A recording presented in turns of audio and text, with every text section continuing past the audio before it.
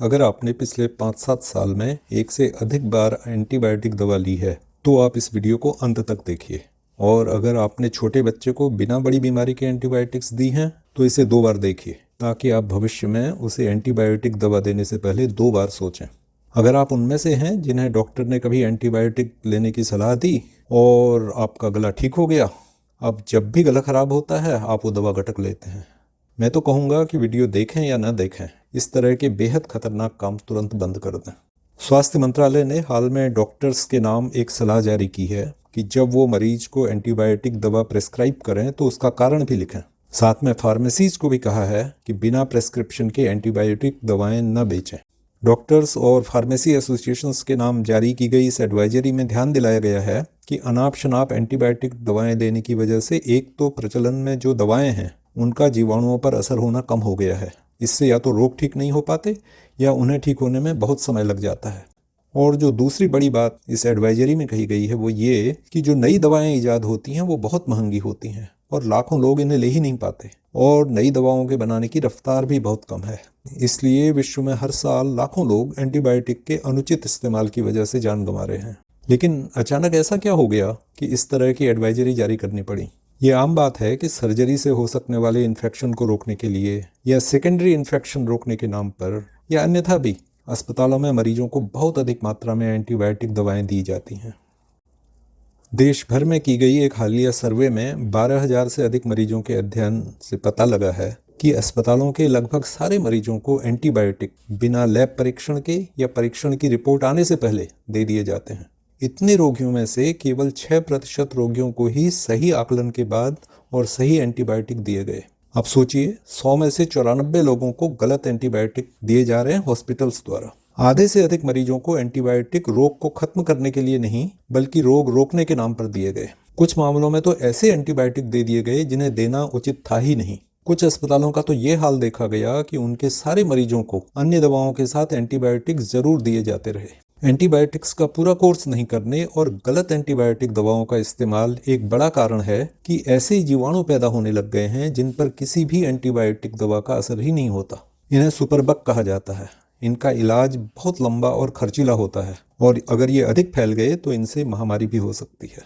Experts का कहना है कि एंटीबायोटिक पूरी तरह बीमारी के लक्षणों को देखकर या लैब में परीक्षण के बाद और फिर रोग की स्थिति को ठीक से समझकर दिए जाने चाहिए। साथ में यह भी ध्यान रखा जाना चाहिए कि जिस जीवाणु के लिए जो एंटीबायोटिक है उसी को प्रेस्क्राइब किया जाए। ऐसा नहीं कि ये स्ट्रॉन्ग एंटीबायोटिक है, इससे हर तरह के जीवाणु मर जाते हैं तो हर रोग के लिए इसे दे दो। ये भी ध्यान में रखना जरूरी है कि एंटीबायोटिक केवल बैक्टीरिया को ही पनपने से रोकते हैं। प्रोटोजोआ, फंगस या वायरस जिनसे खूब सारी बीमारियां होती हैं, इन पर एंटीबायोटिक का कोई असर नहीं होता। लोग दुकान से एंटीबायोटिक लेकर गटक लेते हैं या उनके डॉक्टर हल्के से बुखार, जुकाम या पेट के इन्फेक्शन में एंटीबायोटिक दे देते हैं और ये कुतर्क देते हैं कि चाहे जो भी बीमारी हो, अगर बैक्टीरिया से होगी तो एंटीबायोटिक उसे ठीक कर देगा, अगर नहीं किया तो फिर आगे देखेंगे। कुछ डॉक्टर इस विचार से ग्रसित होते हैं कि अगर वायरस की बीमारी हो तो अंग कमजोर हो जाते हैं और उनमें अंदरूनी घाव हो जाते हैं। ऐसे में बैक्टीरिया अटैक कर सकते हैं। इन्हें कहते हैं सेकेंडरी इन्फेक्शन। एंटीबायोटिक ऐसे सेकेंडरी इन्फेक्शन को रोकने के लिए बहुत जरूरी होते हैं। डॉक्टरों की कई पीढ़ियां यही पढ़ के आगे बढ़ी हैं, लेकिन अब यह माना जाने लगा है कि रोजमर्रा के रोगों में सामान्यतः सेकेंडरी इन्फेक्शन नहीं हुआ करते। एंटीबायोटिक्स के कई साइड इफेक्ट होते हैं। इनसे त्वचा का सूखापन, एलर्जी और दस्त हो जाना आम बात है। ये परेशानियां प्रायः अपने आप ठीक हो जाती हैं, लेकिन कई बार ये बहुत गंभीर, यहाँ तक कि जानलेवा भी हो सकती हैं। एंटीबायोटिक दवाओं के गलत उपचार से शरीर में एंटीबायोटिक्स की अधिकता हो सकती है, रिएक्शन हो सकते हैं। गर्भ में बच्चा हो तो उसे नुकसान हो सकता है। अगर डोज कम हुई तो रोग और लंबा खिंच सकता है और अन्य रोगों को जन्म दे सकता है। इसको खाते रहने से शरीर की रोग प्रतिरोधक क्षमता, जिसे इम्यूनिटी कहते हैं, उसके घट जाने का अंदेशा रहता है। कुछ अन्य तरह के इन्फेक्शन पैदा हो जाते हैं जिन पर एंटीबायोटिक कारगर नहीं होते, जैसे कि ईस्ट इन्फेक्शन। मेरे रिश्ते में एक परिवार है जिसमें एक माँ को एंटीबायोटिक्स की बहुत अधिक डोज लंबे समय तक दे दी गई और उनके बच्चे जन्मजात रोगों के साथ पैदा हुए और तब तक भूल सुधार करने के लिए बहुत देर हो चुकी थी। एंटीबायोटिक दवाएं चाहे मुंह से ली गई हों या फिर इंजेक्शन से, ये हमारी आंतों में रहने वाले अच्छे जीवाणुओं को बहुत नुकसान पहुंचाती हैं। यह तो आपको पता होगा ही कि आंतों के जीवाणु हमारे स्वास्थ्य के लिए कितने आवश्यक और कितने लाभकारी होते हैं। इस पर हमने अलग से विस्तार से चर्चा की है। अगर वो वीडियो देखना चाहें तो ऊपर जो लिंक आ रहा है इस पर क्लिक करके देख लें। इसका लिंक नीचे मोर पर क्लिक करेंगे तो भी मिल जाएगा। तो प्रश्न उठता है कि क्या करें, क्या एंटीबायोटिक्स लेना बंद कर दें? विश्व स्वास्थ्य संगठन यानी WHO ने एंटीबायोटिक्स के गलत इस्तेमाल के प्रति सारे देशों की सरकारों को चेताया है और जनता को इसके भयंकर नुकसानों के प्रति सचेत करने को कहा है। इसने आम जन के लिए एक छोटी सी एडवाइजरी जारी की है। इसमें कहा गया है कि खांसी, जुकाम और दस्त लगने में एंटीबायोटिक दवाएं न लें, बल्कि आराम करें और पानी तथा तरल पदार्थों का अधिक सेवन करें। अमेरिकन स्वास्थ्य संस्था ने इस बारे में अधिक डिटेल में सलाह जारी की है। उसका इस बारे में जो कहना है वो बहुत इंपॉर्टेंट है, वो मैं आपके सामने रखता हूँ। इसने कहा है कि केवल बैक्टीरिया से होने वाले रोगों में एंटीबायोटिक दवाएं लेनी चाहिए। सामान्य ऐसे रोग हैं स्ट्रेप थ्रोट, इसमें गले में खराश के साथ सूजन और तकलीफ होती है, व्हूपिंग कफ यानी काली खांसी, और पेशाब की नली के इन्फेक्शन। कुछ सामान्य बैक्टीरियल इन्फेक्शन में एंटीबायोटिक्स की ज़रूरत नहीं होती, जैसे कि साइनस यानी नाक बंद हो जाना और कान के कुछ तरह के इन्फेक्शन। वायरस से होने वाले इन्फेक्शंस में एंटीबायोटिक बिल्कुल ज़रूरी नहीं।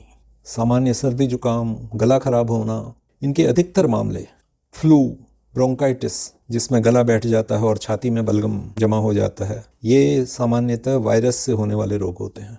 एंटीबायोटिक्स के सामान्य उपचार में भी साइड इफ़ेक्ट हो सकते हैं, इसलिए डॉक्टर से पूछ लें। इनके अनावश्यक इस्तेमाल से जो साइड इफ़ेक्ट होते हैं वो बहुत गंभीर हो सकते हैं। इसका ये भी कहना है कि अपनी एंटीबायोटिक दवाओं को दूसरों के साथ शेयर ना करें और न दूसरों को दी गई एंटीबायोटिक्स का इस्तेमाल खुद करें। इन्हें भविष्य के लिए भी संभाल कर न रखें।